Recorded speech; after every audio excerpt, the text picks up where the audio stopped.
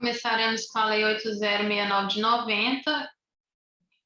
A questão 1 vai dizer o que é a proteção integral direcionada à criança e ao adolescente. Vamos pesquisar isso na própria lei, que é assim que cai nos concursos. Então, vamos ver que aqui considera-se criança, a criança e o adolescente gozam de todos os direitos fundamentais inerentes à pessoa humana, sem prejuízo da proteção integral de que trata esta lei, assegurando-se-lhes por lei ou por outros meios todas as oportunidades e facilidades a fim de lhes facultar o desenvolvimento físico, mental, moral, espiritual e social em condições de liberdade e dignidade.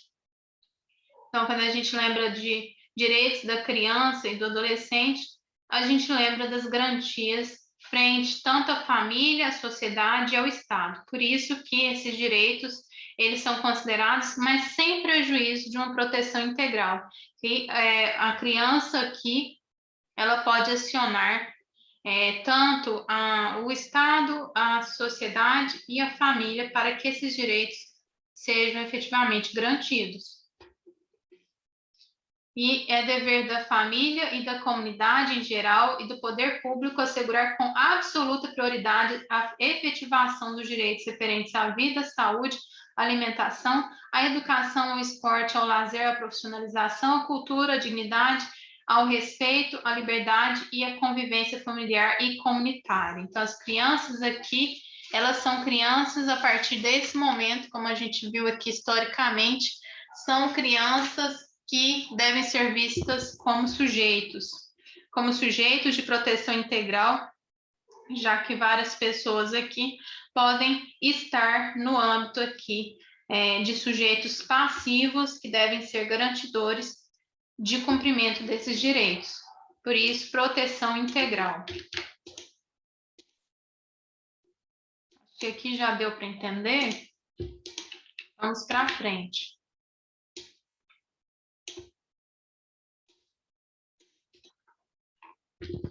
Quem é criança segundo a Lei 8069 de 90? Criança é aquela pessoa até 12 anos de idade incompletos.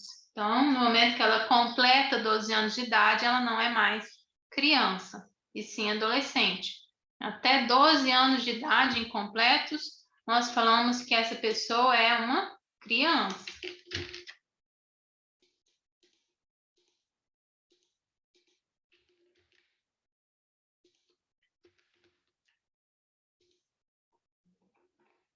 Quem é adolescente segundo a Lei 8069 de 90? Adolescente é aquela pessoa entre 12 e 18 anos de idade. E isso, por que a gente está estudando isso? Porque isso vai ser importante no momento de aplicação de sanções relativas a atos infracionais. A gente vai ver a diferença aqui na questão das medidas protetivas.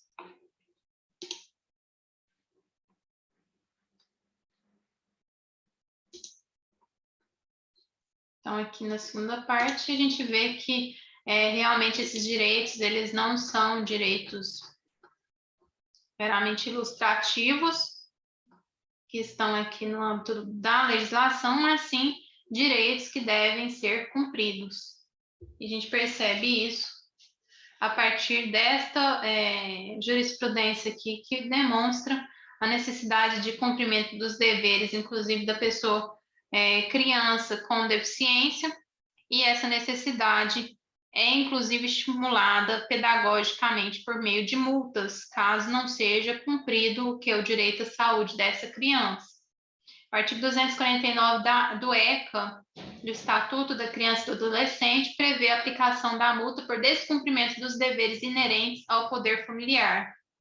E aqui conta a questão da negligência da pessoa com deficiência no tratamento, e mesmo essas pessoas, fala aqui, mesmo que essas pessoas não tenham meios e condições financeiras adequadas, essas pessoas devem se servir da iniciativa pública para tratar dessa criança. E se assim não acontece, é sim necessário que seja ali aplicado a multa por infração administrativa. E aqui foi esse o entendimento e foi aplicada a multa, mesmo que a situação financeira da família não fosse aqui vantajosa. Isso não serviria de escudo de proteção para que esses genitores eles deixassem de exercer o papel que é o poder familiar dessas pessoas. Então, aqui houve sim aplicação da multa. Então, sabendo disso, que não são direitos ilustrativos, são direitos que devem ser cumpridos, a gente pode ir para a questão número 4. Aí ela vai perguntar o seguinte: existe alguma discriminação no momento da aplicação da Lei 8069 de 90? Então, não existe. Por quê? Porque aqui vai reger o princípio da igualdade, mas a igualdade material isonômica. A isonomia acontece quando tratamos os iguais como iguais e os desiguais na medida de suas desigualdades. As crianças são tratadas com proteção integral? Sim, mas por quê? Porque elas estão no âmbito aqui de vulnerabilidade, um âmbito em que exige aqui uma maior proteção do Estado. Então, aqui não há uma discriminação, e sim a aplicação de um princípio isonômico. Então, vai ser aplicado aqui um princípio isonômico. De isonomia. Então, a aplicação de um princípio isonômico. Vamos aqui agora para onde fala sobre essa questão. A garantia da prioridade compreende, isso aqui é isonomia, porque, mas vai tratar a criança com prioridade. Então, quando vemos pela perspectiva de políticas públicas, vai ser ruim. Por quê? Porque está dando prioridade para tal criança, para tal adolescente. Isso acontece por quê? Porque é necessário tratar os iguais como iguais e os desiguais na medida de suas desigualdades. Então, se há primazia, se há precedência dessa criança, é porque é necessário o quê? Um máximo desenvolvimento para que essa criança ela se torne um adulto de caráter, um adulto realmente que foi ali dado para ela, para ele, o caso do adulto, os primeiros passos garantidores de seu desenvolvimento, para que tenha uma sociedade ali no seu fim com o máximo possível de desenvolvimento. E isso a gente começa a desenvolver isso enquanto crianças, enquanto ali pessoas que são mais fáceis de ser construídas enquanto cidadãos. A garantia de prioridade compreende a primazia de receber proteção e socorro em quaisquer circunstâncias, b. precedência de atendimento nos serviços públicos ou de relevância pública, c. preferência na formulação e na execução das políticas sociais públicas, d. destinação privilegiada de recursos públicos nas áreas relacionadas com a proteção à infância e à juventude. Então, isso não é discriminação, e sim isonomia, princípio isonômico. O que compreende a garantia da prioridade? Prioridade. E aqui repete, né? Porque prioridade é justamente isso. Tratar a criança como com precedência, com preferência, de forma privilegiada, de forma a dar primazia. A gente começa a modificar o mundo pela criança. Então, aqui é necessário o quê? Primazia, precedência, preferência e destinação privilegiada. Isso é prioridade. Então, novamente, a gente vai colocar isso aqui.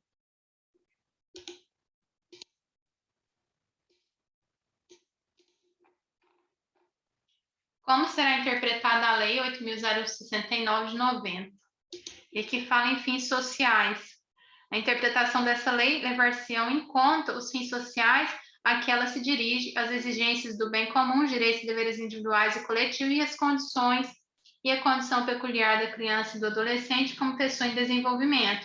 Então, para a gente saber quais são os fins sociais, a gente tinha que o quê? Estudar ter o próprio conhecimento histórico, porque eu só sei qual que é o fim social a partir do momento que eu sei como é tratada essa criança hoje. Se eu sei que ela é tratada a partir de um sujeito que tem direitos, e que a gente já ultrapassou essa fase de maus tratos, essa fase de criança enquanto criança, de estabelecimento de uma irregularidade, hoje ela tem o quê? Hoje ela tem direitos, então esses são os fins sociais a ser, que vão ser atingidos aqui, vão ser aqueles fins que tratam aqui as crianças de forma que elas tenham o seu desenvolvimento ao seu máximo.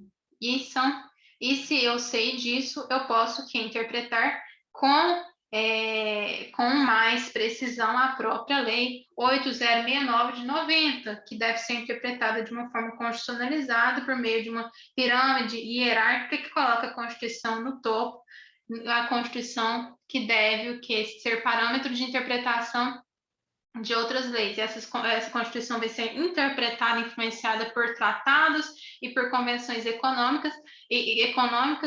convenções internacionais.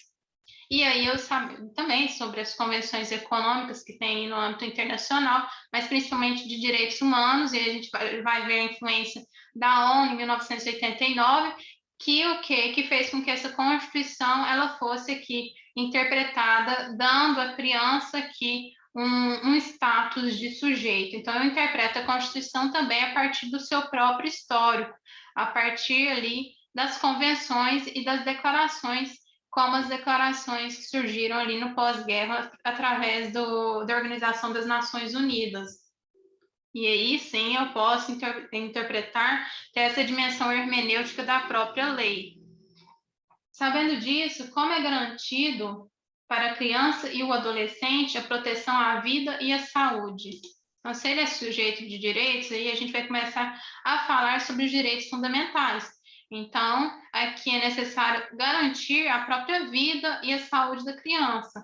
Como a gente viu na jurisprudência, que não é um mero catálogo sem nenhuma sanção, é um catálogo de direitos que devem ser aqui respeitados e garantidos, e vamos começar pelo próprio direito à vida e à saúde. Artigo 7º, a criança e adolescente tem direito à proteção à vida e à saúde mediante a efetivação de políticas sociais públicas que permitam o nascimento e o desenvolvimento sadio e harmonioso em condições dignas de existência.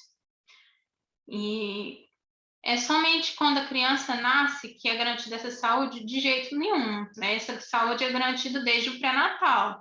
E a faculdade da mulher, esse pré-natal não é um poder obrigação. Então, ela tem o poder de exigir da iniciativa pública que tenha esse cuidado, que a criança, ela começa a se desenvolver, não é quando ela está ali numa idade de 12 anos, incompletos, né? 12 anos incompletos. Não, ela começa a desenvolver o desenvolvimento por meio de quê? Por meio do próprio pré-natal, por meio da própria gestação. E aí a gente vê o direito à vida e saúde sendo garantido desde seu início, desde seu nascedouro ali, desde sua concepção. Então, isso que é importante saber enquanto direito à saúde, direito à vida. Vamos mais aqui. A Lei 8069 de 90 se preocupa com os direitos reprodutivos da mulher? Perfeito. Vamos começar aqui com o artigo 8º, é assegurado a todas as mulheres o acesso aos programas e às políticas de saúde da mulher e do planejamento reprodutivo. Olha, planejamento reprodutivo. Então, aqui também fazendo com que não haja aqui essa justificativa que a criança é uma criança indesejada, que até mesmo quando a criança é indesejada, ela pode aqui ser disponibilizada para os órgãos que vão estabelecer uma adoção dessa criança. Então, aqui, esse planejamento, essa forma de planejar, ele vai ser o quê? Vai ser indispensável para pensar aqui os direitos da mulher. Então, vamos pensar aqui não só da gestação, mas a mulher tendo direito e poder sobre o seu próprio corpo. E aí, planejamento reprodutivo, né? O uso de anticoncepcionais,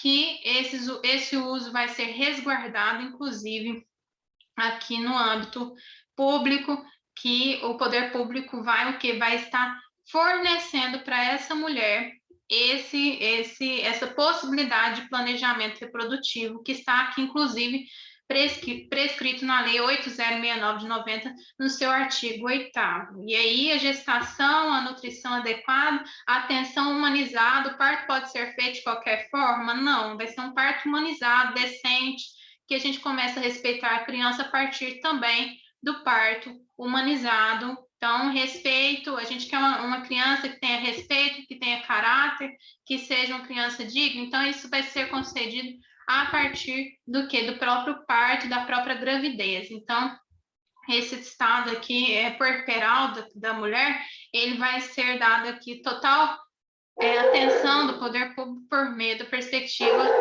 da orientação dos psicólogos e das redes de apoio à mulher. E no pós-natal também, a gente vai ver que garantido o próprio desenvolvimento através de orientações de amamentação e tudo que é necessário para que seja garantido a saúde. Seja garantida aqui a saúde. Por qual profissional será realizado o pré-natal? Será realizado por profissionais de atenção primária.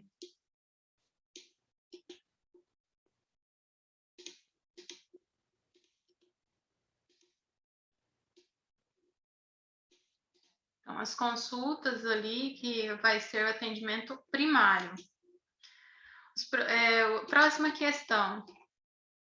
O Estatuto busca a garantia dos direitos fundamentais da gestante, quais sejam o de assistência médica adequada, apoio e orientação do Estado por meio de políticas públicas para que a mulher se sinta acolhida e confiante. É possível, no caso, para ela se sentir acolhida e confiante, é possível sua vinculação ao estabelecimento em que fez seu acompanhamento no último trimestre da gestação. Então, a pessoa já está aqui, a mulher já está quase ganhando o seu bebê. É possível essa vinculação aqui para garantia de confiança, de acolhimento ao próprio estabelecimento que ela fez todo o acompanhamento no último trimestre da gestação, nos últimos dias ali de gestação? Sim, é possível, isso vai estar garantido aqui.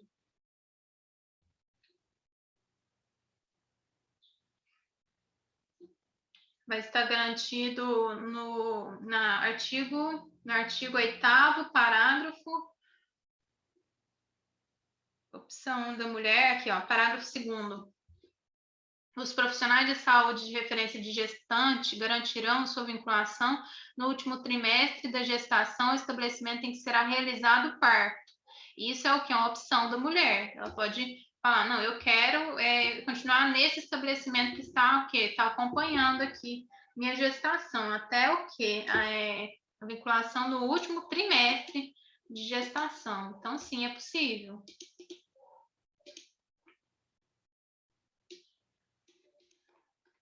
Próxima, a preocupação com a mulher gestante é apenas no momento do parto? Não.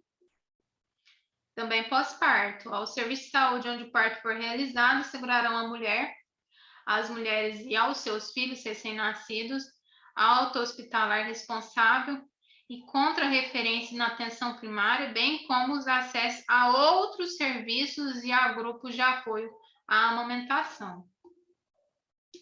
Então, aqui não é só no momento do parto.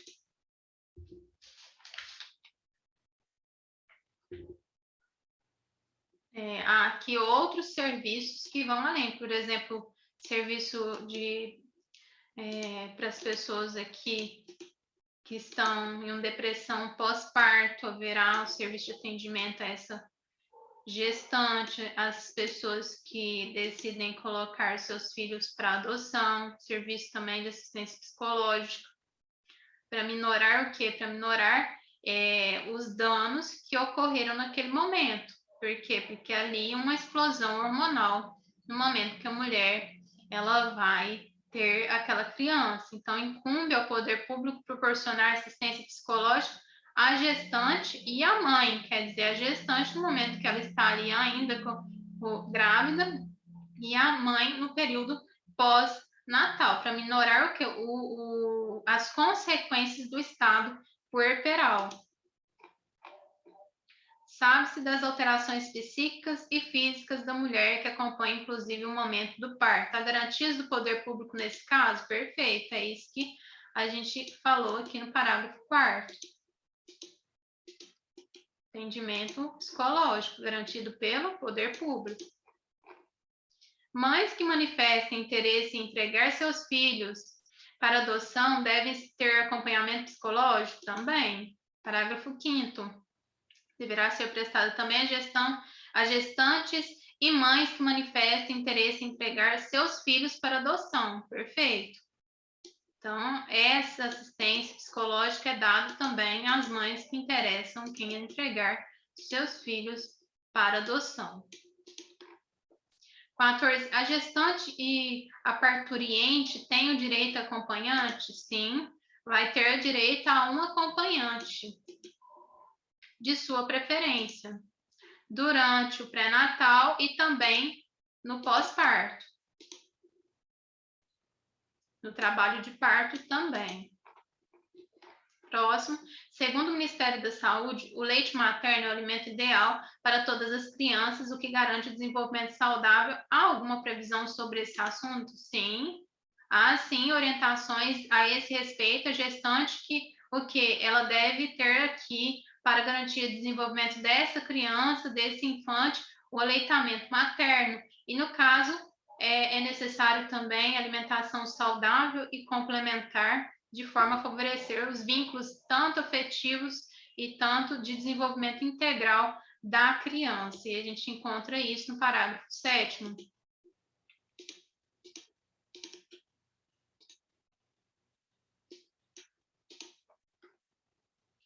Parto humanizado tem a ver com deixar a natureza fazer o seu trabalho, realizando o mínimo de intervenções médicas e deixando que a mulher assuma o seu protagonismo. Há alguma orientação nesse sentido na Lei 8069 de 90? A gestante aqui, ela vai ter o quê? Vai ter garantido a sua gestação com o mínimo de intervenção cirúrgica possível. Para garantir o quê? Para garantir que esse parto ele seja o mais natural possível, o menos danoso possível. Por isso que a cesárea é o que é uma cirurgia, mas é uma cirurgia que vai ser feita de forma subsidiária. Vai dar prioridade à gestação e ao parto natural, cuidadoso. É de qualquer jeito esse parto? Não, é um parto natural e cuidadoso. Por quê? Porque se a gente quer ter no futuro adultos que sejam adultos não violentos, que sejam adultos civilizados, que sejam adultos aqui que tenham caráter, que tenham respeito pelo outro, a gente tem que começar esse respeito a partir do momento do parto. O parto, ele deve ser o quê? Deve ser humanizado, cuidadoso e deve ser o mais natural possível, porque é assim que funciona um parto na perspectiva da natureza, uma perspectiva menos agressiva possível. Então, esse cuidado, a criança começa até mesmo, não só no pré-natal, mas no desenvolvimento aqui do parto. Agora vamos na próxima questão. As consultas de pré-natal é uma faculdade da gestante? Não, é um poder-dever. A gestante não tem essa faculdade de querer ou não abandonar o pré-natal. Ela tem que cuidar dessa criança desde o momento de sua concepção. Então, aqui não é faculdade, é dever, e ela deve o quê? Ela deve ser buscada ativamente se ela não iniciar ou se ela abandonar as consultas de pré-natal. Não é faculdade, é dever. É dever poder, porque ela deve exigir que o Estado ele garanta toda essa fase de pré-natal para a gestante. É certo que as mães que se encontram no cárcere não podem ter cerceada a possibilidade de desenvolvimento de vínculos afetivos com seus filhos que se encontram na primeira infância. Quais são as medidas previstas na Lei 8069 de 90 sobre essa questão? Sobre essa questão da mulher que ela está presa, que ela está cumprindo pena privativa de liberdade, incumbe o quê? Aqui vai incumbir o poder público, incumbe ao poder público garantir a gestante ou mulher com filho na primeira infância que se encontrem sob custódia em unidade de privação de liberdade, ambiência que atenda às normas sanitárias e assistenciais do Sistema Único de Saúde para acolhimento do filho. Então, aqui deve ter uma higienização ali do próprio ambiente que a mulher se encontra, o que cumprindo pena privativa de liberdade, em articulação com o sistema de ensino competente, visando ao desenvolvimento integral da criança. Então, não é porque a mulher está cumprindo pena de liberdade que essa criança ela não vai ter aqui o seu desenvolvimento garantido. Então, é necessário garantir o desenvolvimento da criança, mesmo que a mãe esteja ali cumprindo pena sob custódia do Estado.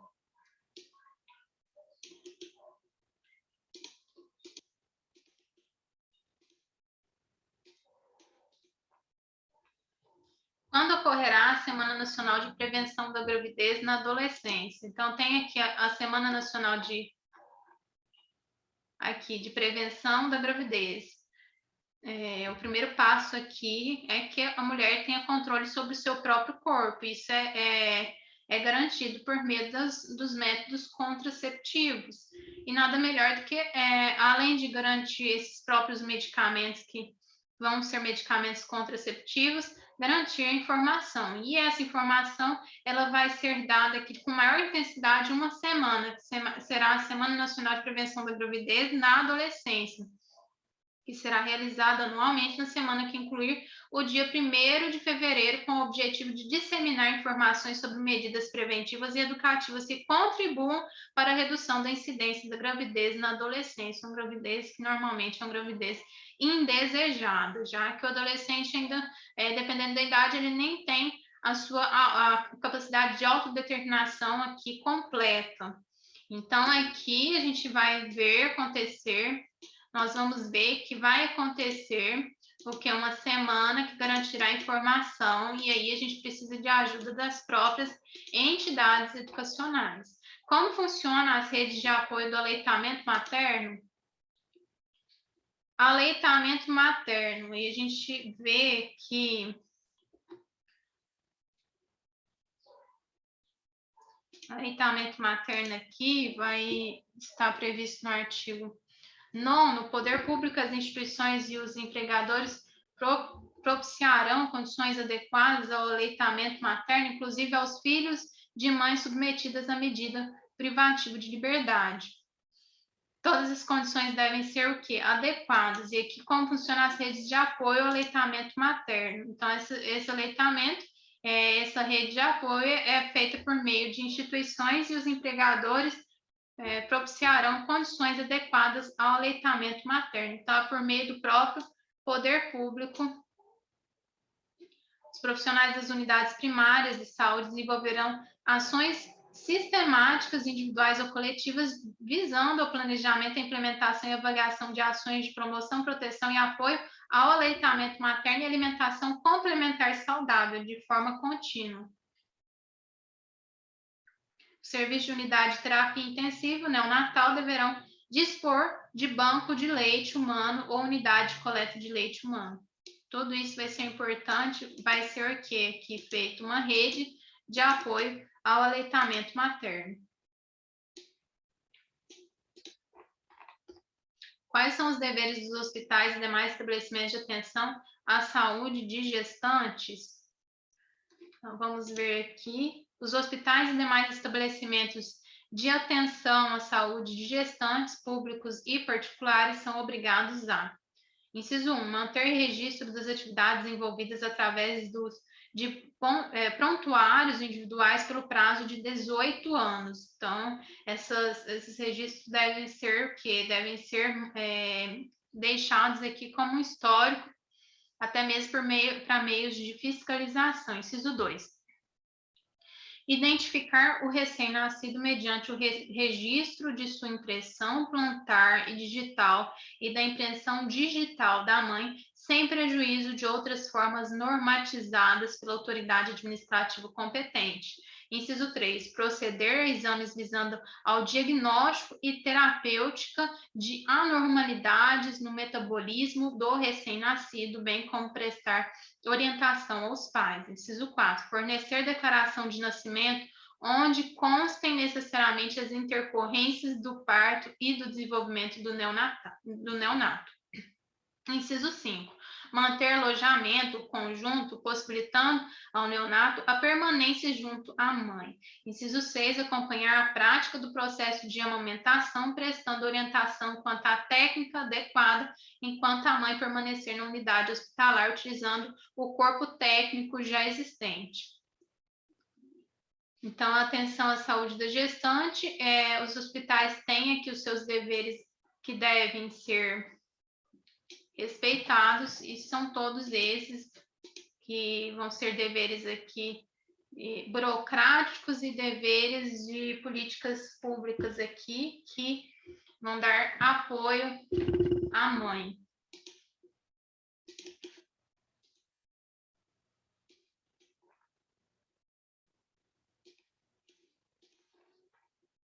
Como será o atendimento por intermédio do Sistema Único de Saúde às crianças e o adolescente com deficiência? É assegurado o acesso integral às linhas de cuidado voltadas à saúde da criança e do adolescente por intermédio do Sistema Único de Saúde, observado o princípio da equidade no acesso e ações e serviços para promoção, proteção e recuperação da saúde. Parágrafo 1º. A criança e o adolescente com deficiência serão atendidos sem discriminação ou segregação em suas necessidades gerais de saúde específicas de habilitação e reabilitação. Isso a gente lembra do princípio da proteção integral. E a gente lembra do histórico. Até certo momento, a criança foi considerada aqui como coisa. E agora a criança é sujeito. Se ela é sujeita, ela deve ser tratada com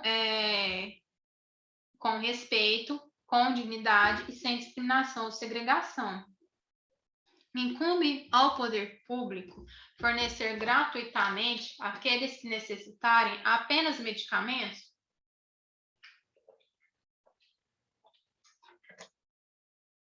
A gente viu até aqui que não é apenas medicamentos.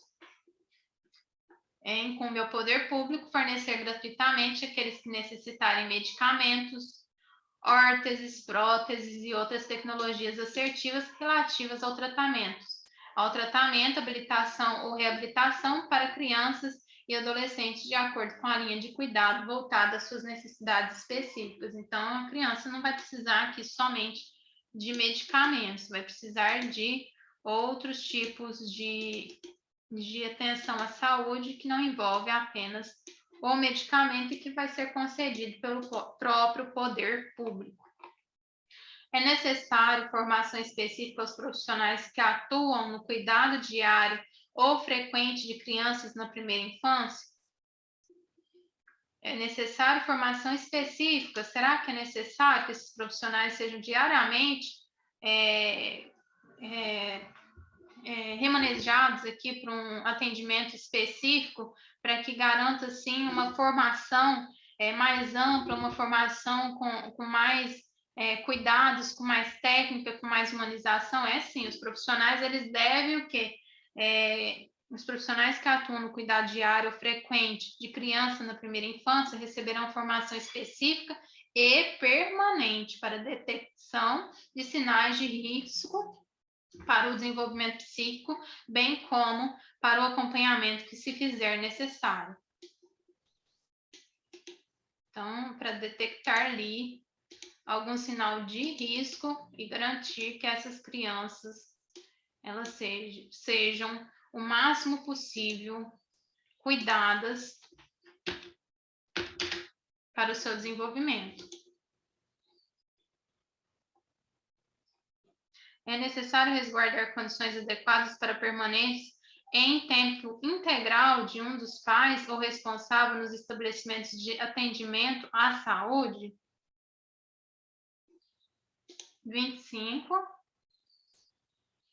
Então, aqui Artigo 12, os estabelecimentos de atendimento à saúde, inclusive as unidades neonatais, de terapia intensiva e de cuidados intermediários, deverão proporcionar condições para permanência em tempo integral de um dos pais ou responsável, nos casos de internação de criança ou adolescente. Então, a criança ou adolescente foi internada, eles precisam de quê? De um representante. E para que esses representantes, pais ou responsáveis, eles fiquem ali presentes, eles têm que ter o quê? O mínimo de condições para permanência. Então, não adianta nada o pai ter que ir até esse local e não ter nenhuma condição de ficar a noite inteira em pé. Então, eles precisam quê? De condições nessas unidades para quê? Para que eles permaneçam junto a essas crianças ou adolescentes.